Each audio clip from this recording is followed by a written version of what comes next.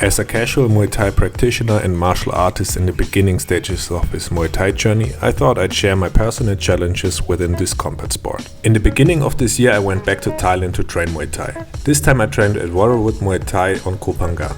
There was one session in particular that brought all of my struggles to the surface. It wasn't anything dramatic, just a regular training, but it felt like everything that I have been trying to figure out hit me all at once. Back home, I mostly focus on Brazilian Jiu-Jitsu. I only train Muay Thai once, maybe twice a week. So even though I started over 2 years ago, I still feel like I've barely scratched the surface when it comes to striking. And to be clear, I'm not trying to become the best fighter in the world. I train because I enjoy it. Shadowboxing, especially kicks. There's just something about kicking into empty space that throws me off completely. On the pads or the heavy bag I can feel impact, there's a rhythm, a target, some kind of feedback. But when I'm shadowboxing I suddenly start overthinking everything. My balance, my posture, whether I'm extending enough or too much. The kick ends up feeling awkward, like my leg is just floating out there with no purpose. Sometimes I even catch myself pulling back the kick early just because it feels uncomfortable to follow through. It's one of those things that seems small but it totally messes it with my flow. And yet, I know shadowboxing is important. It's where you build control, awareness and fluidity. I'm just not there yet. Still working on making it feel more natural. Combinations, or the lack of it. I still feel like I have almost no real muscle memory when it comes to throwing combinations. Instead of flowing, I'm stuck in my head trying to remember what actually makes sense. So most of the time I end up repeating the same 2 or 3 patterns over and over again. I usually stick to the 2-3 combinations I'm most comfortable with, and as soon as I try something else, I get out of rhythm. Don't get me wrong, repetition is part of the process, but when your brain is still doing the math mid-combo, it's hard to feel sharp and connected. Footwork. The moment things speed up, everything falls apart. When I go through the movement slowly, everything feels kind of fine. I know where each foot should be, how I should shift my weight, pivot, or step off the line. I think I'm actually pretty good at breaking down techniques and understanding which body part is supposed to do what. But at the moment I try to pick up the pace, it's like my feet get a mind of their own. Suddenly I'm off balance, stepping too narrow or too wide, or ending up in weird stances without realizing it. It's frustrating, because mentally I know what I'm supposed to do, but my body just hasn't caught up yet.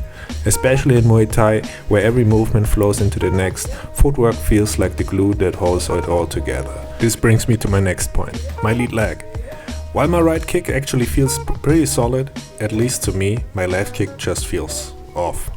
I can seem to generate real power with it. It feels weak, uncoordinated and honestly kind of useless most of the time. Turning the hip on that side feels so unnatural, like my body just doesn't want to move that way. I know what's supposed to happen mechanically, but it's like there's a disconnect between my brain and my body. And every time I watch others snap off powerful kicks with the left leg, I'm just standing there thinking, how the hell do you make it look so smooth? I know eventually I will get there, but right now it's one of the clearest signs to me that I'm still early in the process. Flaring my elbows. One thing I've been told over and over again, and I still struggle with, is flaring my elbows out. It's like they have a life of their own. Whether I'm throwing punches or just standing in my guard, somehow my elbows keep drifting away from my body. It makes everything less efficient, my punches lose power and my defense gets sloppy. But it's not just during punching. Even when I'm kicking, my elbows tend to flare out, and that really messes with the mechanics of the kick. Instead of staying tight and controlled, my arms kind of flail around, which makes my kicks look awkward and less balanced. Not keeping my hands up.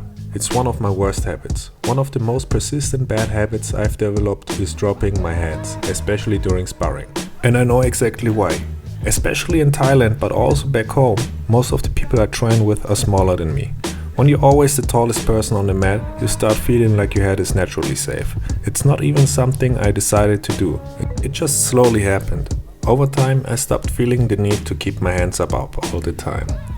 It's a bad habit that just crept in and stayed.